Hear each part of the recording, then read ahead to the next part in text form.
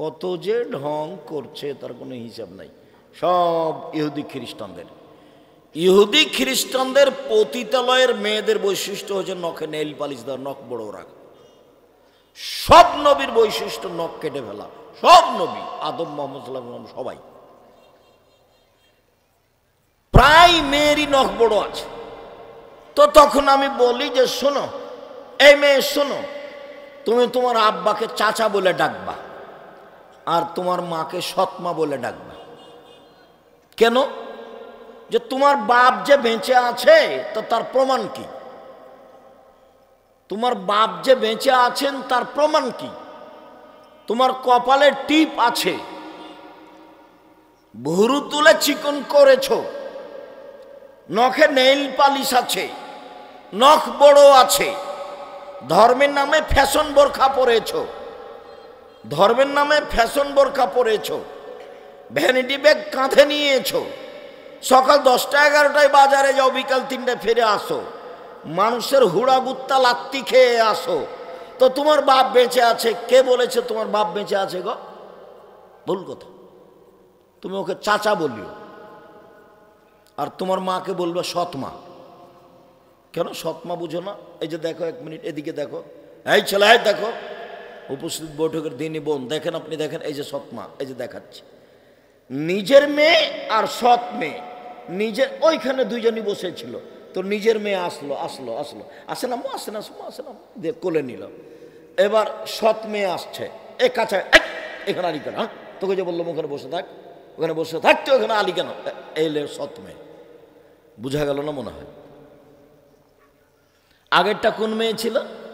নিজের মেয়ে, আর পরেরটা ছিল সৎ মেয়ে। তো তুমি তোমার মাকে বলিও সৎমা। আব্দুর রহিম সাহেব, কেন সৎমা বলবো? কেন? তোমার মা যে তোমার নখ বড় হয়েছে এটা দেখেনি? তুমি যে ভুরু তোলে চিকন করে বাজারে যাও ঘুরতে, তোমার মা দেখে না? তুমি যে ফ্যাশন বোরকা পরে ভ্যানিটি ব্যাগ নিয়ে বাজারে যাও, তোমার মা দেখে না? তোমার মা কেন? এটা কে বলেছে এটা তোমার মা? এটা হলো তোমার সৎ মা। ছেলে মেয়ে যাক জাহান্নামে যাক, এটা সৎ মায়ের কাছে দেখবে না। তো মা কাকে বলে? তো চিরদিনই দেখিয়েছি মা কাকে বলে, আজও 1 মিনিট দেখাই। জাবের রাদিয়াল্লাহু তাআলা বলছেন, আল্লাহর নবী, আমি কম বয়সের মেয়েকে বিবাহ করিনি 4টা কারণে। আমার 9 জন বোন আছে, আমার আব্বা শহীদ হয়ে গেছে, 9 জন বোন আছে আমার। তো আমি 4টা কারণে কম বয়সের মেয়েকে বিবাহ করিনি। 1, লেতুয়াল্লেমাহুন্না, আমার স্ত্রী যেন আমার বোনদেরকে বিদ্যা শিখাতে পারে, তার নাম মা। 2, আমার স্ত্রী যেন আমার বোনদেরকে শিষ্টাচার শিখাতে পারে, তার নাম মা। শিষ্টাচার, ভুরু তুলে চিকন করা আছে, তার নাম শিষ্টাচার। কপালে টিপ দেওয়া আছে, তার নাম শিষ্টাচার। উঁচু স্যান্ডেল পরে নিজেকে লম্বা দেখানো হচ্ছে, তার নাম শিষ্টাচার। নখ বড় আছে, নেইল পালিশ দেওয়া আছে, তার নাম শিষ্টাচার। স্কিন পায়জামা পরে আছে, তার নাম শিষ্টাচার। ফ্যাশন বোরখা পরে ভ্যানিটি ব্যাগ নিয়ে চলে যাচ্ছে বাজারে, তার নাম শিষ্টাচার। শিষ্টাচার কাকে বলে? বিদ্যা শিখিয়ে দিল, শিষ্টাচার শিখিয়ে দিল। শিষ্টাচার কি জিনিস? আরে শিষ্টাচার ঘোড়ার ডিম। মানুষে বলে ঘোড়ার ডিম মানে কিছুই না, তো শিষ্টাচারও কিছুই না। মা তো এমনি মা, ওর বাপ বিবাহ দিয়েছে এই ছেলেটার সাথে, স্বামীর বাড়ি এসেছে, স্বামীর কাছে গেছে, তাই বাচ্চা হয়েছে, এই জন্য মা। ও জানে মা কাকে বলে? এ দেখেন মা কাকে বলে। 1, বিদ্যা শিখিয়ে দিল। 2, শিষ্টাচার শিখিয়ে দিল। 3, মাথার চুল চিরুনি করে সাজগোজ করে পরিপাটি করে রাখলো। 4, বলে তাকুমা আলাইহিন্না, বাচ্চাদেরকে পাহারা দিল। মা মানে পাহারাদার। এইটা আপনার ফ্যাক্টরি। আজকে একটা লোক বলেছে যে আপনার পাহারাদার আধা ঘন্টা ঘুমিয়েছিল, আপনি সকালে তাকে রাখবেন, বেতন দিবেন?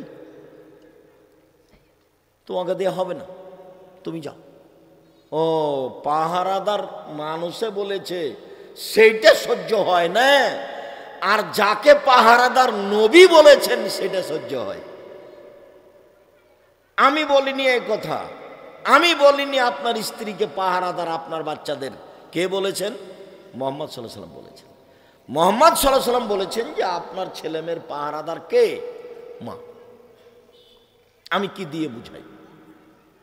মাই তো জানে না মা কাকে বলে, তো পাহারা দিবে কি? চলেন আমরা যা বলছিলাম, একটু গরম পানি দিতে হয় এটা নাসির, একটু গরম পানি নিয়ে আসো। সম্মানিত দিনী ভাই বোন, আজকের অল্প সময়ের সংক্ষিপ্ত আলোচনা সদাচরণ। সদাচরণের নেকি দাঁড়িপাল্লাই সবচেয়ে ভারী, এইটা দেখাবো। সদাচরণ ইবাদত, দান যেমন ইবাদত। তো দান তো টাকা দেওয়া লাগে, সেই জন্য না হয় ভালো করে বুঝাতে পারিনি। তো সদাচরণের বয়ান দিলে কি টাকা দেওয়া লাগবে ভাইজান? সদাচরণের বক্তব্য দিলে কি টাকা দেওয়া লাগবে? না। তো দেখি এইটা পারি কি না। বিচারের মাঠে হিন্দুদের পাপ নেকি ওজন হবে না।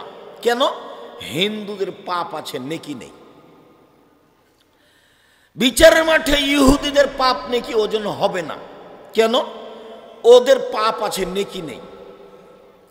বিচারের মাঠে খ্রিস্টানদের পাপ নেকি ওজন হবে না। কেন? ওদের পাপ আছে, নেকি নেই।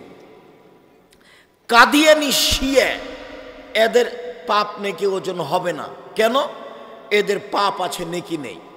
তেমনি ভাবেই আকীদাগতভাবে যারা মার খেয়েছে মুসলমান হওয়া সত্ত্বেও এদের পাপ নেকি ওজন হবে না। আকীদা বিশ্বাস নষ্ট হয়ে গেছে। বলছে যে, একবারে নগদ এভাবে বলছেন, জিবরাইলকে আল্লাহ পাঠিয়েছিলেন আলীর কাছে, কিন্তু জিবরাইল চলে এসেছে মুহাম্মদ সাল্লাল্লাহু আলাইহি ওয়াসাল্লামের কাছে। তো জিবরাইলের তো ভুল করারই ক্ষমতা নেই, তো ভুল করবে কি দিয়ে? জিবরাইলের পাপ করার ক্ষমতা নেই। বুঝতে পারলেন না কথা? এইটা প্রাচীর কোরআন মাজিদটা, এইখানে কি আছে আপনি কি দেখতে পাবেন? এখান থেকে এদিক থেকে দেখতে পাবেন না। এইটা দেখা যেমন অসম্ভব, জিবরাইলের পাপ করা তেমন। জিবরাইল পাপ করতেই জানে না। জিবরাইল পাপ করতেই জানে না। জিবরাইল ভুল কি জিনিস সেটাই জানে না। তো জিবরাইল ভুল করে কেমনে আসবেন মুহাম্মদ সাল্লাল্লাহু আলাইহি ওয়াসাল্লামের কাছে আলীকে ছেড়ে? উনি তো ভুল করাই জানে না। ভুল করা যদি জিবরাইল জানতেন তাহলে আল্লাহ জিবরাইল দিয়ে কাজ নিতেন না। তাহলে তো আল্লাহর কাজ কি হয়ে যাবে? ভুল হয়ে যাবে। জিবরাইল ভুল করলে কার কাজ ভুল হবে? আল্লাহর কাজ ভুল হবে। ইসরাফিল ভুল করলে কার কাজ ভুল হবে? আল্লাহর কাজ ভুল হবে। মালাকুল মউত যাকে আজরাইল বলছে, আজরাইল বলতে হবে না, বলতে হবে মালাকুল মউত, আল্লাহর দেওয়া নাম। মালাকুল মউত যদি ভুল করে তাহলে কার ভুল প্রমাণ হবে? আল্লাহ। এমন জাতিকে দিয়ে আল্লাহ কাজ নেবেন না। তো আকীদাই নষ্ট, অতএব ওর পাপ নাকি ওজন হবে না। মানুষের যে পাপ নাকি ওজন হবে এ ব্যাপারে আল্লাহ বলছেন, মান সাকুলাত মাওয়াজিনহু ফাহুয়া ফি শাতির রাদিয়া, যাদের নেকির পাল্লা ভারী হবে তাদের থাকার ব্যবস্থা হবে অতীব সুখ স্বাচ্ছন্দ্যময় জান্নাত। ওয়া মান খাফফাত মাওয়াজিনহু ফাউমুহু হাবিয়া, আর যার নেকির পাল্লা হালকা হবে তার থাকার জায়গা হবে অতীব গভীর গহ্বর ভয়াবহ হাবিয়া জাহান্নাম। অমাদরাকা মাহিয়া, মুহাম্মদ সাল্লাল্লাহু আলাইহি ওয়াসাল্লাম বলতে পারেন হাবিয়া জাহান্নামটি কি? তা হলো নারুন হামিয়া, জ্বলন্ত উত্তপ্ত আগুন। দাড়ি পাল্লা যদি হালকা হয়ে যায় জাহান্নাম, দাড়ি পাল্লা নেকির যদি ভারী হয়ে যায় জান্নাত। তাহলে আল্লাহ বলছেন যে মানুষের পাপ নেকি ওজন হবে। তো পাপ নেকি যে ওজন হবে, তো নেকির পাল্লাতে নেকি উঠবে। এবার আপনি বলেন তো সবচেয়ে ভারী নেকি কোনটা হবে? সদাচরণের নেকি, চাল চলনের নেকি, আমি এই কথা বলিনি, এই কথা মুহাম্মদ সাল্লাল্লাহু আলাইহি সাল্লাম বলেছেন। এইটা আগে প্রমাণ করি। আবু দারদা রাদিয়াল্লাহু তাআলা আনহু বলেন, আল্লাহর নবী বলেছেন, ইন্না আসকালা শাইইন ফি মিজানিল মুমিনি ইয়াউমাল কিয়ামা খুলুকুন হাসান। বিচারের মাঠে মোমেন পুরুষ নারীর নেকির পাল্লায় সবচেয়ে যেটা ভারী নেকি দেওয়া হবে সেইটা হলো সদাচরণের নেকি। খুলুকুন হাসান, ভালো চালচলন, ভালো আচরণ। মধ্যখানে দু একটা বাক্য বলে রাখি, জীবনে কোনোদিন, বাকি জীবনে কোনোদিন ক্ষমতা দেখে 1 মিনিট বাঁচার চেষ্টা করবেন না। ক্ষমতা লাগবে না, থাক। দলীয় দাপটে মানুষের ক্ষতি করবেন না, দলীয় দাপটে মানুষের জমি দখল করিয়েন না। এসব জমি এখন কোটি কোটি টাকা কাঠা শতক, কাজেই ক্ষমতা দিয়ে এক জমি 10 বার বিক্রি করিয়েন না। দলীয় দাপটে, ক্ষমতার ভিত্তিতে, অর্থের ভিত্তিতে, লোকের লোক বলে একদিন বেঁচে থাকেন না, 1 মিনিট থাকিয়েন না। ফেরাউন ডুবে গেছে 1500 বছর পরেও। কতদিন পরে? 1500 বছর ছিল ক্ষমতা নিয়ে, জুলুম নিয়ে, জুলুমবাজ। আর আপনাদের নেত্রী বয়স ছিল মাত্র 45 মিনিট। আপনাদের নেত্রীর সময় কত ছিল? 45 মিনিট। দেখে শিখিয়েন, দল করবেন না, দল সংগঠন পার্টি করিয়েন না। মানুষকে খাটো করতে হবে না। বেঁচে থাকার 4টা সহজ পথ: 1, 5 ওয়াক্ত সালাত, বাস। 2, হালাল রুজি। 3, কোরআন তেলাওয়াতে অভ্যাসী হবেন। 4, আড্ডা পিটবেন না। আড্ডা পিটা চিরদিনের জন্য হারাম। এই যেসব লোক আপনারা বসে আছেন, যারা দাঁড়িয়ে আছে, যারা দোকানপাটে বসে আছে, 1999 জন লোকের স্বভাব খারাপ, স্বভাব নোংরা, স্বভাব অভ্যাস খাসলাত খারাপ। ও দোকানে বসে আড্ডা পিটা, ল্যাংটা মেয়ে নাচে, ল্যাংটা মেয়ে নাচে আর তাকিয়ে থাকে আর ঘন্টার ঘন্টা বসে থাকে। চক্ষু ঠান্ডা করে, কলিজা ঠান্ডা করে, জানটা সৎ করে। ল্যাংটা মেয়ে নাচে, আসকারা মাস্কারা চোখে লাগিয়ে আছে, পতিতালয়ের মেয়ে নাচে আর এই কলিজা ঠান্ডা করে। আর এই যে সব ছেলেদের হাতে বড় বড় মোবাইল আছে, এরা রাত 2টা 3টায় ঘুমাই, 1টায় ঘুমাই না, সারা রাত মোবাইলে ল্যাংটা মেয়ে নাচছে, জেনা করছে, ঘুমায় রাত কাটাচ্ছে। হলো ইহুদি খ্রিস্টানের কৌশল। আব্দুল্লাহর বক্তব্য শুনেন, ইহুদিরা এইগুলো করে না, ওদের ছেলে মেয়ে কম নয়। ওরা এইসব মোবাইলটা, ওরা বলছে যে আমরা মোবাইল বানাই, আমরা ব্যবহার করি না। করোনা কিন্তু ওরা করেনি, চীনেরা ওরা ব্যবহার করেনি। বলছে যে তোরা করার তোরা মর।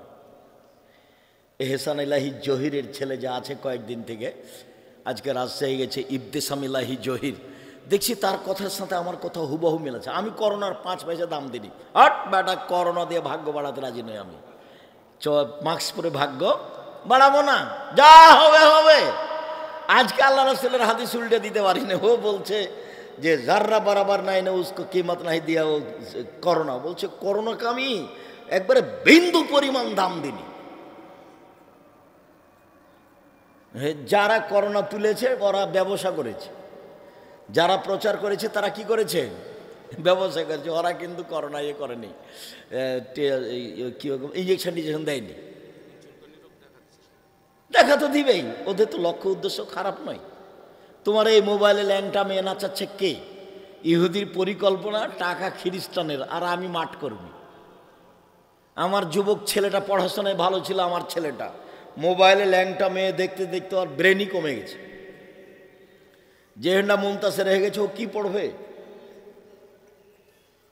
আর ওটা তো মানুষের মন, মানুষের পাপের আদেশ করে। মহিলাও ল্যাংটা মেয়ে দেখতে অভ্যাসী, পুরুষও দেখতে অভ্যাসী। রাত কাটছে, ওই ঘরে ল্যাংটা মেয়ে নাচছে, এই ঘরে নাচছে, ওই ঘরে ছেলে আছে, এই ঘরে মেয়ে আছে, ওই ঘরে বাপ আছে, এই ঘরে বউ আছে, সব একই রকম চলছে। এগুলো হচ্ছে গরু ছাগল পশু প্রাণী। বুঝে না ওরা, অন্তর আছে বুঝে না, দেখেও দেখে না ওরা, চক্ষু আছে দেখে না, শোনেও শোনে না ওরা, কান আছে শোনে না। উলায়েকা কালানাম, তারা পশু প্রাণীর মতো, তারা গরু ছাগলের মতো, তারা কুকুর সিরগের মতো, বালু মাজাল বরং তার চেয়ে খারাপ। বিশাল টিভি চলছে, জামাই আছে, বেটি আছে, বেটা আছে, বউ আছে, শ্বশুর আছে, শাশুড়ি আছে। আপনি এখন বলুন যে এরা মানুষ? যে বসে আছে সেও বলবে না, সেও বলবে আপনার এই যে আমরা যে কখন কখন কুকুর সিরিয়াল হয়ে গেছি ভাই বুঝতে পারিনি। বলছে আল্লাহ বলছেন যে যে লোক বসে আছে ওখানে, যারা ওই যে দোকানে ল্যাংটা বেন আসছে, মাথায় টুপি আছে, ওকে গিয়ে বলেন আপনি যে আপনি কি ভালো মানুষ? কি বলবে দেখেন? তখনও চুপ থাকবে না, বলে কি যে করি, এরকম করবে। এটা হলো স্বভাব খারাপ, স্বভাব, অভ্যাস, নোংরামি। স্বভাব খুব ভয়াবহ জিনিস। গীবাত যেমন ভয়াবহ জিনিস, স্বভাব। 1 মিনিট, আমি যখন মিশরে ত্রাণ বিতরণ করছিলাম তো অনেকগুলি ফিলিস্তিনি গাঁজার উচ্চশিক্ষিতা মহিলা পুরুষ, কেউ গেঞ্জি গায়ে দিয়ে আছে, কেউ বোরখা পরে আছে, মহিলা পুরুষ অনেক এসছে। তো আমি দিচ্ছি, ত্রাণ দিচ্ছে, সবাই বাম হাতে নিচ্ছে, সবাই বাম হাতে নিচ্ছে। তো আমি বন্ধ করলাম, যে রাসূলের হাদিস শোনালাম কয়েক মিনিট, যে ডান হাত এই জন্য, বাম হাত এই জন্য, ডান হাত এই জন্য, বাম হাত এই জন্য। তো যখন আমি বললাম, পড়লাম হাদিসগুলি, তখন আমার মনে হলো যে ওরা আমার চেয়ে বেশি বুঝেছে। কেন? ওরা হলো আসল আরবি, ওরা হলো আসল আরবি। সৌদি আরবের লোক পরে আরবি। সব নবীর থাকার জায়গা কবর হলো ফিলিস্তিন। আব্দুল্লাহর ইতিহাস পড়ে দেখেন, ফিলিস্তিন বই পড়েন, আজকে আছে কিনা জানেন না, দেখেন আব্দুল্লাহ বই পড়েন, ফিলিস্তিন বই পড়েন, আব্দুল্লাহর বক্তব্য শোনেন। সব নবীর ওটাই জন্ম, ওটাই মরার জায়গা, কবর ওখানে। সব আরবি ভাষার সব নবী, ওরাই আরবি বেশি বুঝে। তা আমার মনে হলো যে আমার হাদিস আমি যা বুঝি বললাম, ও বেশি বুঝেছে। তাই এবার যখন আমি আবার ত্রাণ দিতে গেলাম তো বাম হাতি নিল। অভ্যাস নেন, এবার অভ্যাস। মানুষ হলো অভ্যাসের দাস। মানুষে কি বলে? মানুষ হলো অভ্যাসের দাস। খুব সাবধান। দুদিন বাঁচতে এসে দলীয় দাপট দেখাবেন না, ক্ষমতা দেখাবেন না। দোকানে বসে একবার রাগ করো, এই কে আছে রে, এই তোকে এই করবো সেই করবো, এই পাতাই ছিঁড়ে দেন। প্রতিশোধ নেবেন না কোনোদিন কারো। প্রতিশোধ নেই, মামলা নেই, প্রতিশোধ নেই, প্রতিবাদ নেই। মাটির মানুষ এসেছি, শুক্রকীট তুচ্ছ জিনিস দিয়ে তৈরি মাটির বাস, এসেছি মরে যাবো এই পর্যন্ত। একদিন বয়স দেখেছিলাম 40, তারপরে দেখলাম 60, তারপরে দেখি নেই। এই জীবনে ক্ষমতা দেখাতে হবে না। হালাল রুজি উপার্জন করব, 5 ওয়াক্ত সালাত আদায় করব, আর কোরআন তেলাওয়াত অভ্যাস। কিছু না পারলে সূরা ইখলাস তো পারবো। কিছু না পারলে সূরা ইখলাস পারবো না ভাইজান? কুল আল্লাহু আহাদ আল্লাহু সামাদ, এটা জানি না। তো এটাই 3 বার পড়বো, সকালে 3 বার পড়বো, বিকালে 3 বার পড়ে আল্লাহকে বলবো, এই দেখো আমি একবার কোরআন মাজিদ পড়লাম, এই নাও। আমি কোরআন মাজিদ পড়েছি, প্রমাণ হয়ে গেল। এখন আমি কাজ করে খাবো, দিন মজুরি করে খাবো, বুকে বল নিয়ে খাবো। আর একজনের সুনাম করে অমুকের চরিত্র ফুলের মতো পবিত্র, আর লাফালাফির কোনো শেষ নাই। রাস্তাঘাট ঘেরে জীবনে এটা করবে না, জীবনে নয়, জিন্দেগিতে নয়। হালাল রুজি উপার্জন করবে, বাস যা হবে 10 টাকা 5 টাকা। ব্যবসা বড় থেকে বড় করেন, 4টা ভাবে খাওয়া যায়, রুজি উপার্জন করা যায়। একটা জমি চাষ, একটা হলো দিন মজুরি, একটা হলো চাকরি। চাকরিও দিন মজুরির অন্তর্ভুক্ত। যারা দিন মজুরি করে তাদের টাকা শেষ হয় বিকালে, আর যারা চাকরি করে তাদের টাকা শেষ হয় 25 তারিখে। 5 দিন ধার কর্য করে চলে।